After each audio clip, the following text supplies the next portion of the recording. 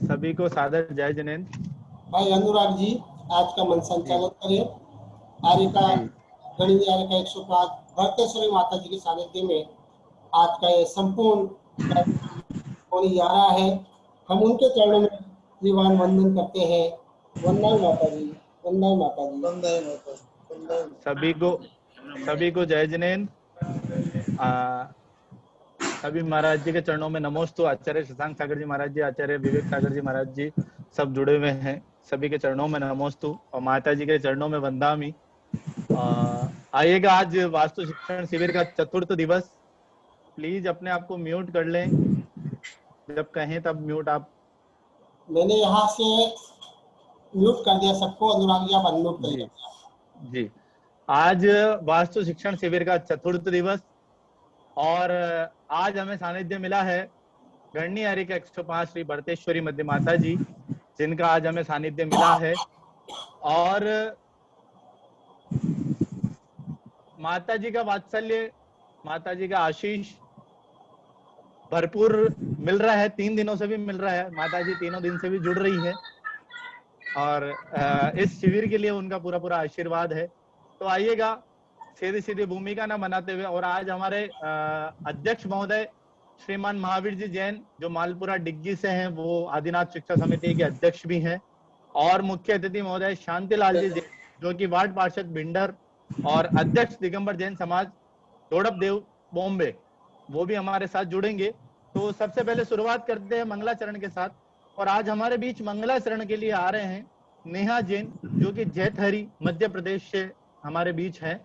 तो उन्हें मैं मंगलाचरण के लिए आमंत्रित करूंगा 4 लाइनों के माध्यम से कि आए वो हमारी महफिल में कुछ इस तरह, आए वो हमारी महफिल में कुछ इस तरह कि हर तरफ चांद सितारे झिलमिलाने लगे, देख कर दिल उनको झूमने लगा, सबके मन जैसे खिलखिलाने लगे, सबके मन जैसे खिलखिलाने लगे। नेहा जी जैन जयतहरी से।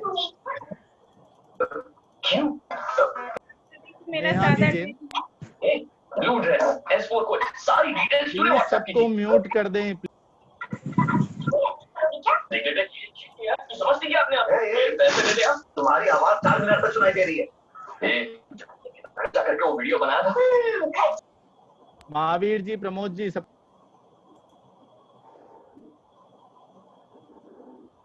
जी नेहा जी जैन जयतहरी से आए, अपने आपको अनम्यूट करें।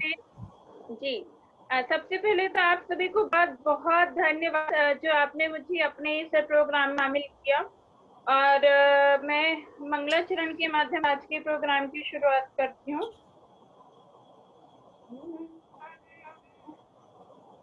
आपने आपको आप में वर लिया, चेतना को स्वयं में प्रखर कर लिया,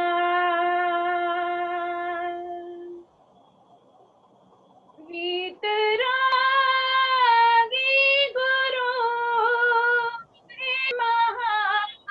महावीर जी, आपके चरण में विनम्र नमन, आपके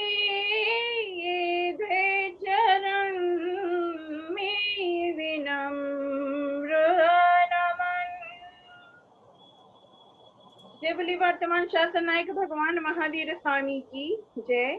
आचार्य भगवान 108 शशांक सागर जी महामुनि राज की जय। आचार्य भगवान 108 विवेक सागर जी महामुनि राज की जय। पूज्य आचार्य संघ की जय। श्रद्धा विनय समेत नमो अरिहंताणं,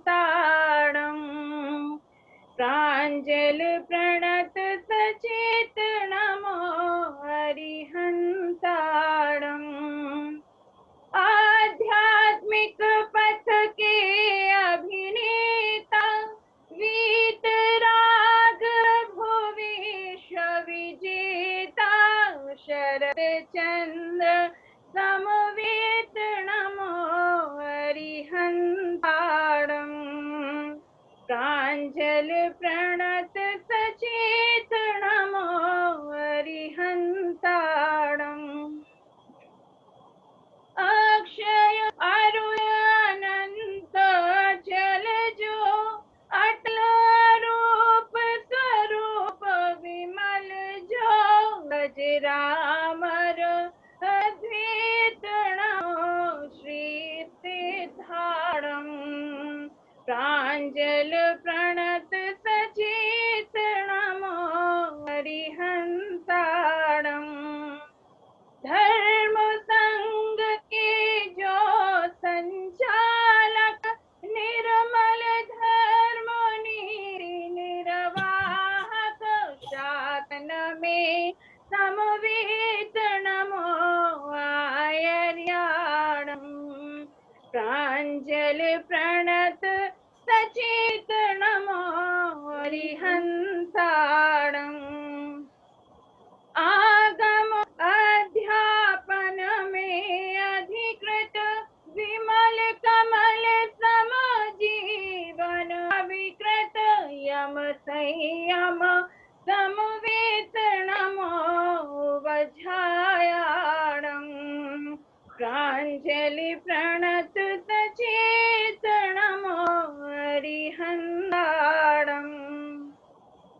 आत्म साधना लीन नवर विषय वासना से उपरत तुलसी नमी समवेत नमो लोए सब साहुणम् तुलसी नमी समवेत नमो लोए सब साहुणम् प्रांजल प्रणत सहित नमो अरिहंताणम् प्रांजल प्रणत सचेत नमो अरिहंताणम्। जय बोले पंचधर्मेश्वरी भगवान की जय। पूज्य आचार्य संघ की जय। बहुत बहुत धन्यवाद नेहा जी, बहुत शानदार, बहुत सुंदर, बहुत मधुर आवाज में आपने मंगलाचरण आज का किया और हमारे इस शिविर की शुरुआत करी। और आएगा अब सीधा सीधा हमारे अध्यक्ष महोदय श्रीमान महावीर जी जैन मालपुरा डिग्गी और अध्यक्ष आदिनाथ शिक्षा समिति मालपुरा। ये ऐसे इंसान हैं इनके बारे में वर्णन नहीं कर सकता। बहुत सीधे, बहुत सिंपल, ये हर आदमी को सम्मान, हर तरह से इनका व्यवहार पूरा समर्पित पूरी समाज के लिए। तो आइएगा महावीर जी जैन मालपुरा डिग्गी वाले और अपनी श्रीफल अर्पण करें, विन्यांजलि अर्पण करें। महावीर जी जैन।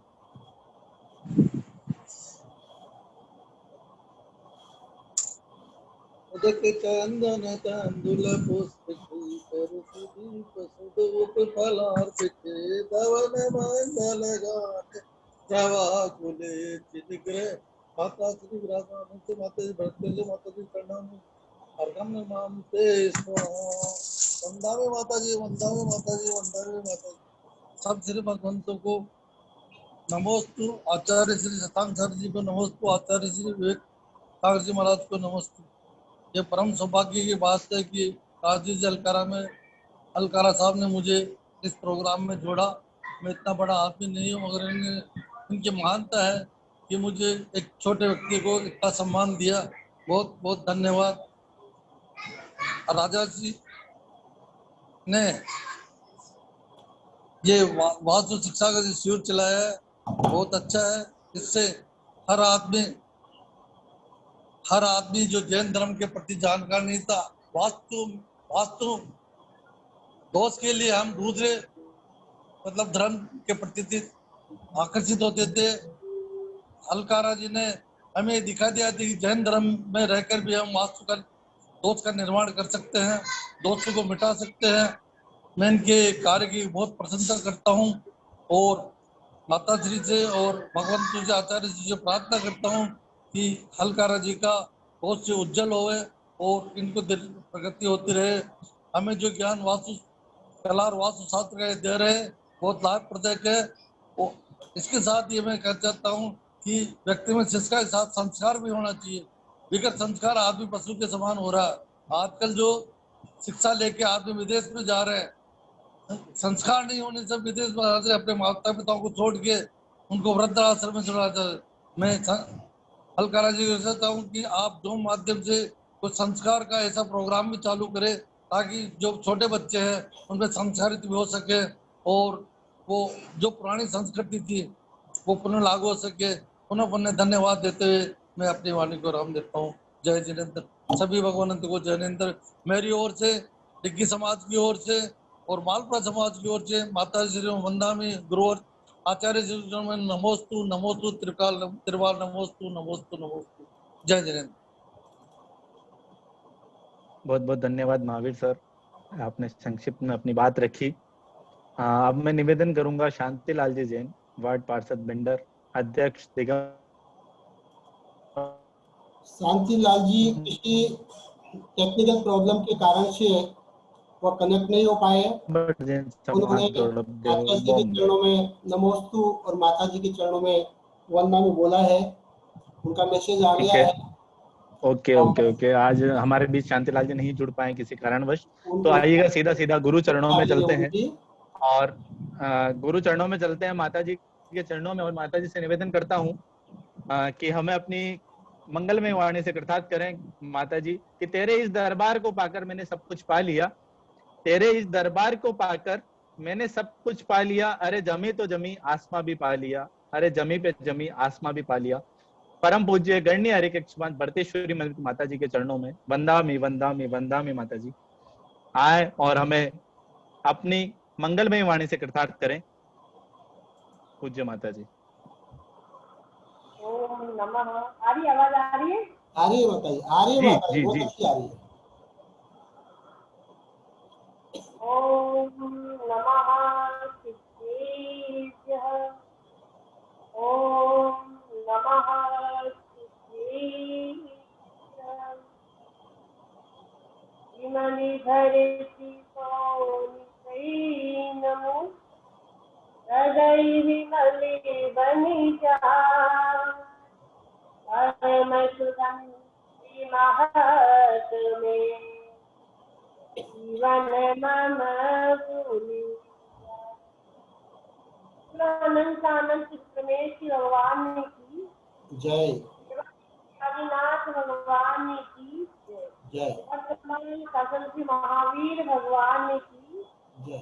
परम पूज्य वात्सल्य रत्नाकर आचार्य गुरुदेव श्री विमल सागर जी महाराज जी की मर्यादा पुरुषोत्तम परम पूज्य आचार्य गुरुदेव श्री भरत सागर जी महाराज जी की जय। सुबल ज्ञानन आचार्य परमेश्वर की जय। परम पूज्य गण्य हरि के 105 भरतेश्वरी मती माता जी की जय। बंधुओं, अपने जैन दर्शन दर्शन है अपना, और इस दर्शन में कर्म सिद्धांत, ज्योतिषी और वास्तुविज्ञान ये मुख्य रूप से दिए गए हैं। तो जो व्यक्ति कर्म सिद्धांत को मानता है कि हमने पूर्व भाव में कैसे कर्म किए, ज्योतिषी होता है जो कुंडली बनती है वह पूर्व भाव के जैसे जो कर्म व्यक्ति करता है उसके आधार पर ये कुंडलियां बनाई जाती है।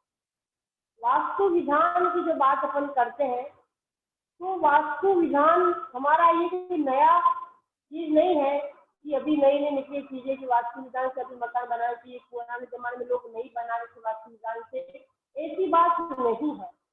ये अनादिकाल से चलता आ रहा है।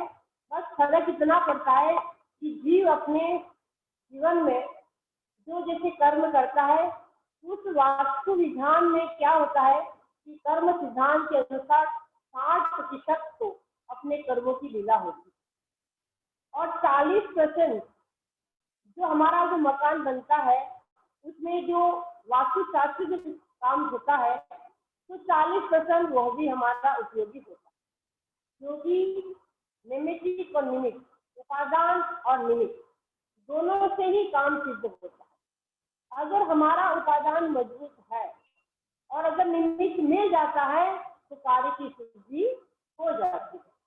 उसी प्रकार से जो कर्म होते हैं, जो शुभ कर्म होते हैं और अशुभ कर्म भी होते हैं, तो जिस जीव का शुभ कर्म है उसका पुण्य अति तीव्र है।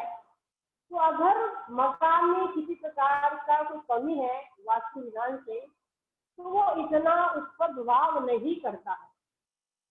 लेकिन इस जीव का अगर अशुभ कर्म का तीव्र उदय है और उस समय पर निमित्त मिल जाता है मकान में वास्तु का, भाई यहाँ पर रस्ते गलत है, ये दरवाजे गलत बने हुए हैं, ये बोरिंग जो का है वो गलत है, ये जब कब होता है, जब जीव वहां पर मकान बनने के बाद रहने लगता है और कोई ऐसा असर गलत असर होता है तो जीव को लगता है कि हमारी चीजें सब गलत बनी।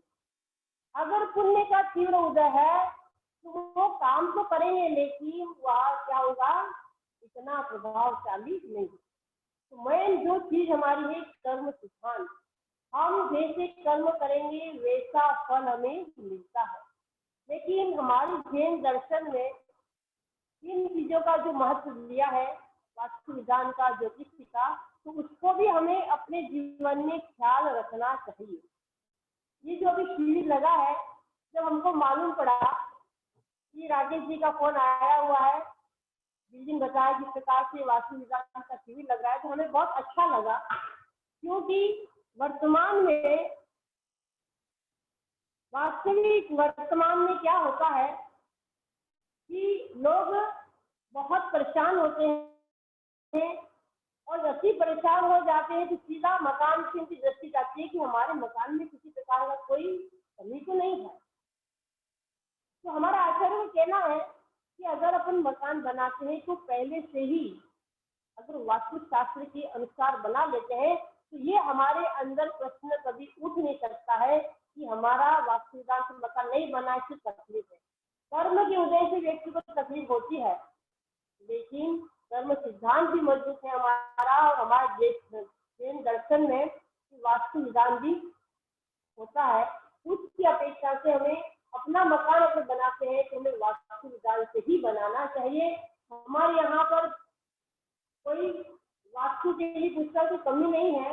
अनेक लोग इसमें हैं जो बता सकते हैं कि वास्तु, और हमारा हरकार जी जो राजेश जी है, उन्होंने जो क्लास ली है, तो इससे सब लोगों का अनुभव होगा कि हमें कैसे मकान बनाना चाहिए, सबसे पहले मकान बनाते हमें क्या करना चाहिए। तो हमारा आचार्य ने कहा है कि सबसे पहले मकान बनाते तो भूमि का शोधन होना चाहिए, क्योंकि प्रथम भूमि को दिखी जाती है कि हमारी भूमि कैसी है। जिस पर मकान बनाया जाता है वह भूमि हमारी कैसी होनी चाहिए, ये बहुत हमारा आवश्यक है।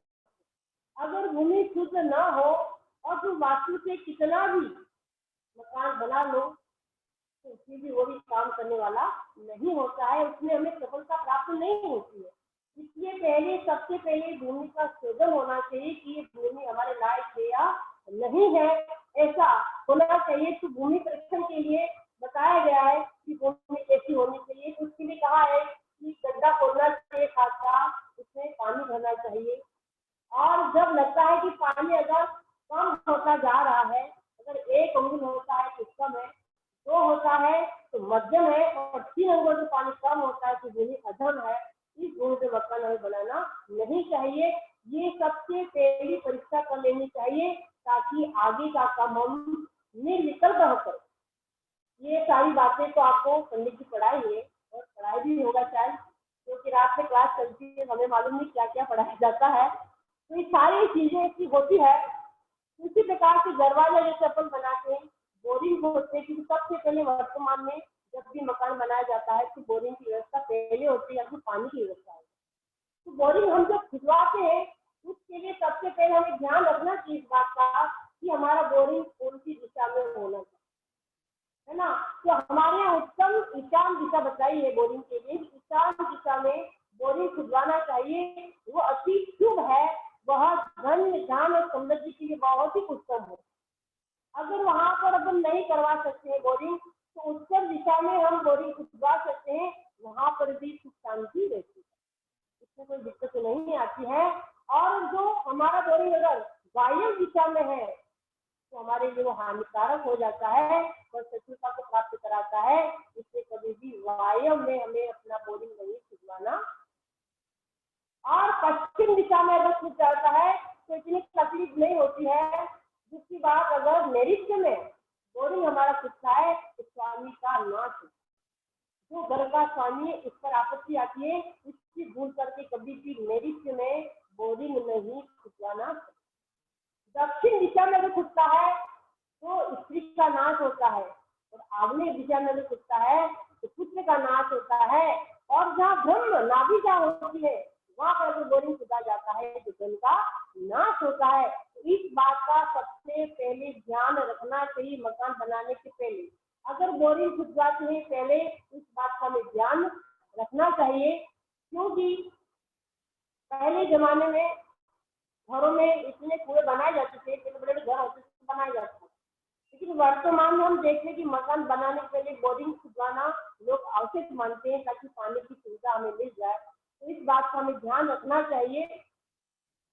दरवाजा हमारा कैसा होना चाहिए, छोटी छोटी बातों का ध्यान रखना चाहिए। दरवाजा बनाते हैं अपन तो कैसे बनाना चाहिए।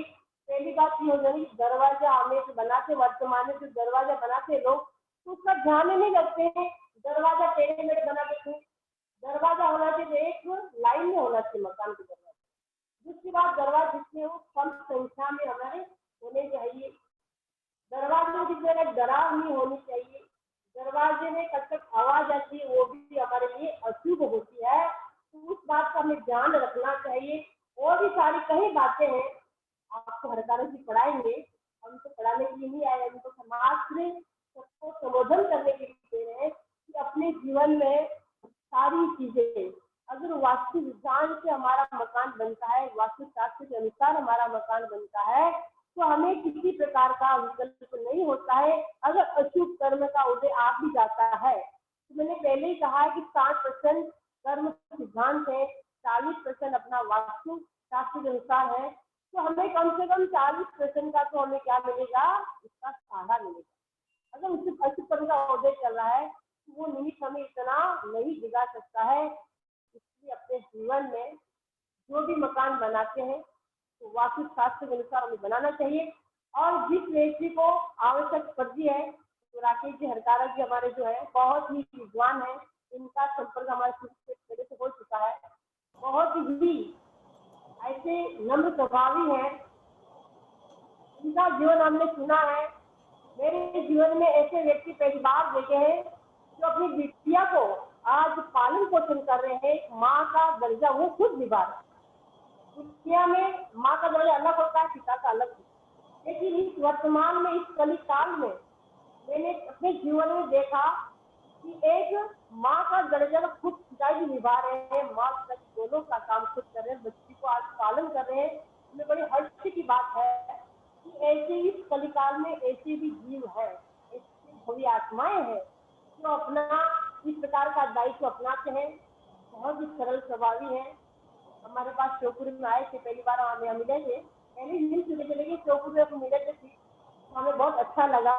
और आपने जो शिविर लगाया है वास्तु शास्त्र का, बहुत अच्छा बात है, क्योंकि वर्तमान में बहुत आवश्यकता है। फिर भी कई लोग गलती कर जाते हैं और जब अशुभ का उदय आता है तो उसमें दोष देते मकान का, तो दोष न दें ताकि लोगों को ज्ञान हो आपके माध्यम से, जन जन में ये ज्ञान पहुंचे, ताकि व्यक्ति अपने जीवन में किसी प्रकार का गलती नहीं करे मकान बनाने में। ये आपके लिए बहुत आपने शिविर रखा, हमारा बहुत बहुत आपको आशीर्वाद है और आगे आप बढ़ते जाएं, आगे अपना जीवन बहुत ही सुंदर ढंग से, और हम तो ये कहते हैं कि भव्य आत्मा है तो आपका जीवन जल्दी से जल्दी आगे बढ़े, बच्ची का ब्याह कराए और इस मार्ग पे आ जाए, सबसे अच्छी बड़ी बात है। लेकिन दायित्व आपका बन रहा है, बच्ची की बात है, तो मैं आशीर्वाद देती हूँ आपको, से लगाते रहें और हमको आशीर्वाद बार बार देते रहेंगे कि आप प्रचार में बढ़े और जन जन में आपका प्रचार प्रसार इस वास्तु शास्त्र के बारे में होता रहे, यही भावना करते हैं। हमारा मंगल आशीर्वाद है। भरत सागर जी महाराज जी, परम पूज्य गणनीय हरिका 105 भरतेश्वरी मती माता जी की जय। माता जी के मुखारविंद से हमें समझा कि मकान में वास्तु का कितना महत्व है। और आज जो चर्चा होनी है, आज का शिविर धर्म का वास्तु से, धर्म संस्कार और वास्तु का आपस में मेल, धर्म संस्कार और वास्तु का आपस में क्या मेल है, उस बारे में आज की चर्चाएं होनी है। तो मैं निवेदन करूंगा आदरणीय राकेश जी से कि राकेश जी आए और कुछ इस संबंध में बताएं और इस शिविर का के बारे में बताएं। सबसे पहले मैं माता जी के चरणों में वंदना भी करता हूँ। माता जी ने, ये उनका वात्सल्य है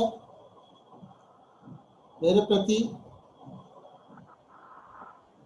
कि उन्होंने मेरी बुराइयों को नजरअंदाज करके सिर्फ अच्छाइयाँ गिनाई है। मुझे तो आज तक मेरी अच्छाइयाँ नजर नहीं आई, क्योंकि मेरी भावना हमेशा रहती है कि मैं दीपक बन के रहूं,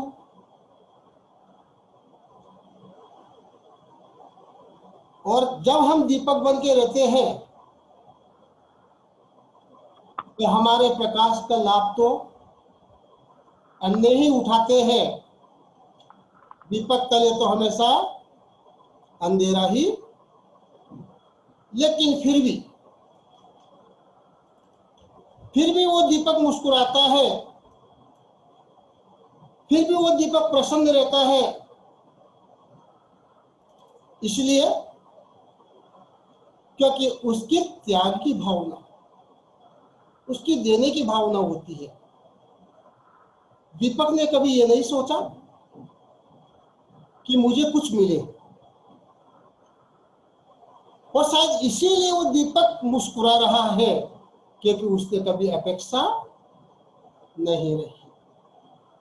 हमारे जीवन में यही एक बहुत बड़ी समस्या आ जाती है कि हम दीपक जलाते तो हैं, लेकिन दीपक से प्रेरणा नहीं लेते। हम अपेक्षाएं रखते हैं।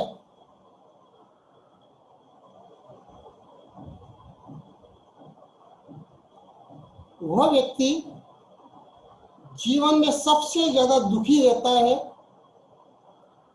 सबसे ज्यादा असफलता को प्राप्त करता है, जो व्यक्ति हमेशा मदद की उम्मीद रखता है, हमेशा कहता है हेल्प मी, मेरी मदद करो। जब भी व्यक्ति के मन में मदद की उम्मीद जाग जाती है, उस समय वो व्यक्ति कमजोर हो जाता है, और जब व्यक्ति कमजोर हो जाता है तो अपनी गति, उसकी गति धीमी पड़ जाती है, वह स्पीड से दौड़ नहीं पाता है। कुछ साल मेरे भी ऐसे ही निकले। कुछ सालों तक मेरी परिस्थितियों को देख करके मेरे भी विचार मन में आता था, मेरे भाई मेरी मदद करे, मेरा परिवार मेरी मदद करे, मेरे रिश्तेदार मेरी मदद करे, मेरे इतने गुरुओं से मेरा संपर्क है, जिन संतों से मेरा संपर्क है, उनके संपर्क में लाखों लोग रहते हैं, वो मेरी मदद करे।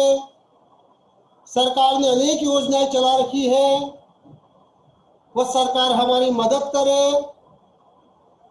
लेकिन आज के 3 साल पहले अचानक मेरा जन्मदिन था, मुझे आज भी याद है, 5 अप्रैल। 5 अप्रैल के दिन मैं चिंतन कर रहा था, मनन कर रहा था कि आज के 10 साल पहले मैं ऊंचाइयों को छू रहा था, इतनी स्पीड से ऊंचाइयों को छू रहा था मानो पंख लग गए हो। एक छोटी सी विपरीत परिस्थिति हमारे जीवन में आ गई और हम अपने आप को कमजोर महसूस करने लग गए। वह हमारी भावना, वह हमारी कमजोरी ऐसे पैरों में जकड़ लिया कि जहां हमें पंख लग रहे थे, ऊंचाइयों की तरफ बढ़ रहे थे, हमारी स्पीड कम हो गई। धीरे धीरे धीरे धीरे धीरे हम नीचे की ओर आने लगे। लेकिन उस दिन अचानक मन में एक विचार आया कि अरे, जिन लोगों ने ऊंचाई छुई है, क्या उन्होंने किसी से मदद मांगी है? ये विचार उस दिन मेरे मन में आया 3 साल पहले कि जितने भी सफल व्यक्ति हैं, उन्होंने कभी भी मदद की उम्मीद किसी से नहीं रखी, क्योंकि जब भी मदद की उम्मीद हम किसी से रखते हैं, हमारे मन में हीन भावना आती है, और जब हमारे मन में हीन भावना आती है तो हमारे अंदर से नेगेटिव एनर्जी क्रिएट होने लगती है। और जब वो नेगेटिव एनर्जी, नकारात्मक ऊर्जा जब निकलती है, तो जहां पर हम निवास करते हैं, उस स्थान पर, उस भवन में वो नकारात्मक ऊर्जा स्टोर होना शुरू हो जाती है, बढ़ना शुरू हो जाती है, और वही नकारात्मक ऊर्जा हमें आगे बढ़ने से रोकती है, क्योंकि वह नकारात्मक ऊर्जा हमारे मन मस्तिष्क को प्रभावित करती है, हमें कमजोर बनाती है, हमारा उत्साह कम कर देती है, हमारा आत्मविश्वास कम कर देती है। उस दिन एक शिक्षा मिली। अंतर्मन ने कहा, मदद नहीं, आज से मैं मदद कर सकता हूं, मुझे मदद करनी है,